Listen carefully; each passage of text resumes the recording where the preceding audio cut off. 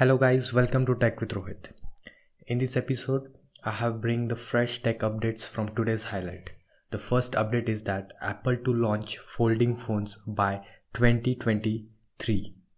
Next news from Xiaomi Redmi Note 10s launching in India on 13th May. We have the next update from Apple Watch 8 to offer blood pressure, blood sugar and alcohol levels. We have the next news from Realme laptops might launch in India in quarter 3rd of 2021.